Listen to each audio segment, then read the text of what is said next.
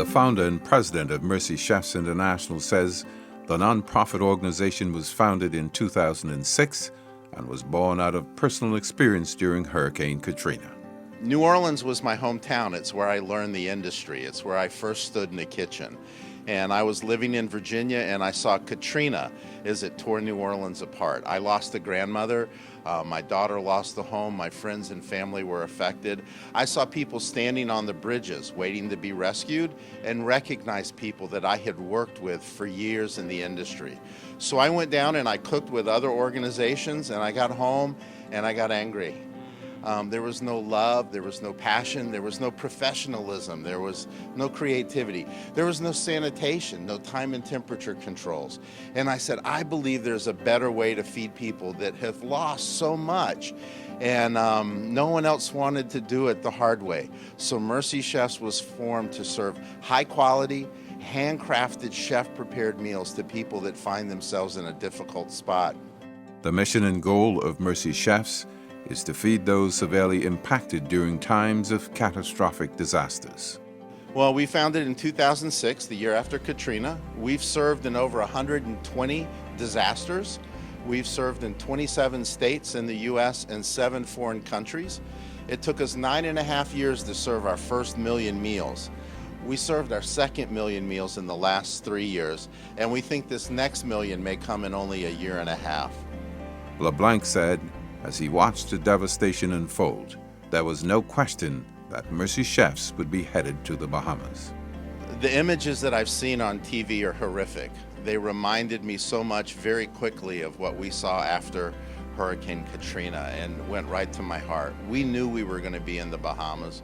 We began making plans, even as the storm was over the island, to come in as soon as we could. We came in immediately with water filtration units. We have them up and running now. And these units make 300 gallons of water an hour out of any water source. We also brought little water filter straws. We brought 500 that we're able to distribute to first responders, search and rescue teams that are able to take them in the field with them so they don't get sick and then have to come off duty stations.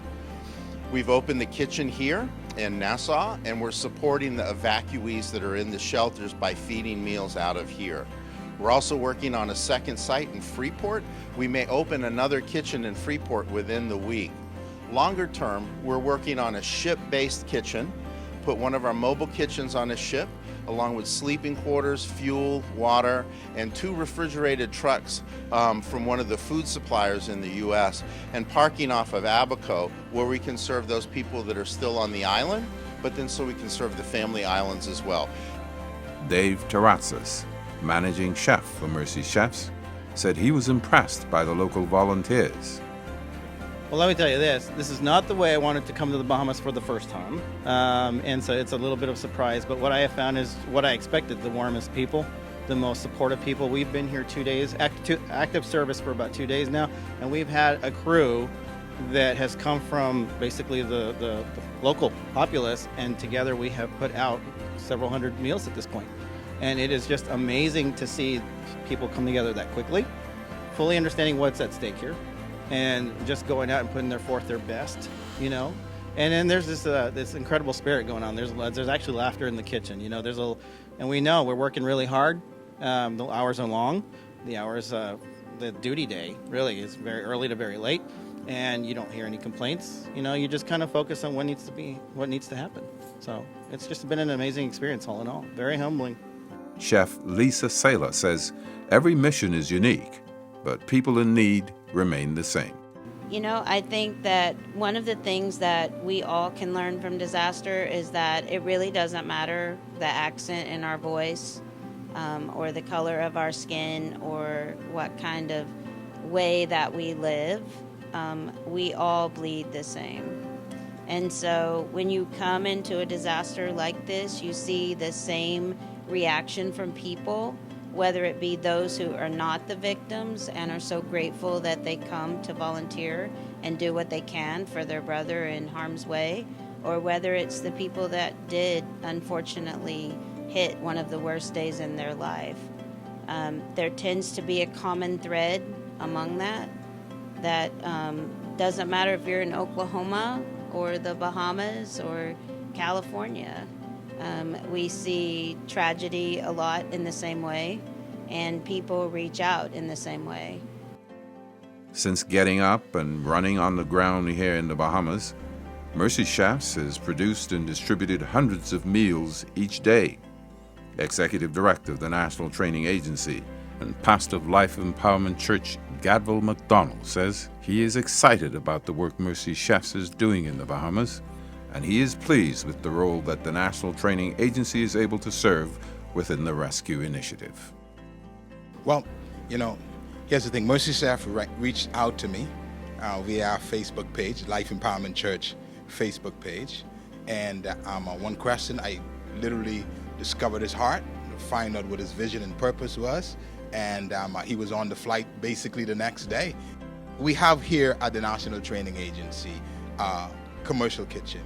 And so the right foot was fit was for Mercy Chef to be here in this kitchen. We have the facilities that they can literally access and do whatever they have to do right here at the National Training Agency. Beyond that, we have trainees who are involved in food and beverage training right now in the current cohort, and we find it necessary to connect them as volunteers over the next week or so. Some of them are going to be doing their internship with Mercy Chef, and so it's an automatic connection. But beyond that, we sit as a national training agency, as a government agency, right? And we have a responsibility to step up in the case of emergency. Head of the Bahamas Christian Council, Bishop Dalton Fernanda, says he was delighted at the opportunity for the Christian Council to partner with a global faith-based organization like Mercy Chefs, whose mandate is to serve more than just plates of food. We are delighted as the Christian Council to partner with faith-based organizations around the world. It gives the Bahamas an idea of what the church does worldwide. All that you heard about what Mercy Chefs do around the world is first promoting Jesus Christ. And then that humanity brings them to a place where they're feeding people all around the world. 800, 900 a day here in the Bahamas. Volunteering staff coming from the Bahamas, from our various communities. It shows what we can do when we partner with faith-based organizations around the world, and then engrafting our people of faith locally to be the hand of God and do what we're doing. So we're just glad as the Christian Council to be one of those entities that can work along with these organizations as they come to the Bahamas. The Mercy Chefs operation also includes a dedicated group of Bohemians. Well, what really made me want to be a part of this great organization is from the hurricane struck the island, I was looking for ways. I felt helpless, and I was really looking for ways that how can I give back.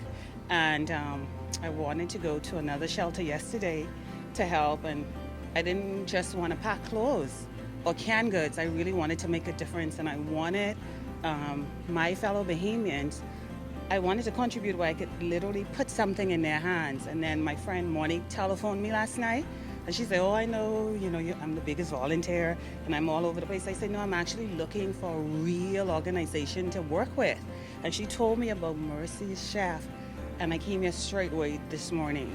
But as a Bahamian, to see Lisa and the crew come in, total strangers. Listen here, I know Dr. Miles always used to say the Bahamas is where God lives. To see strangers, the outpouring of love is just unbelievable, the international and local outpouring of love. And so I'm very proud.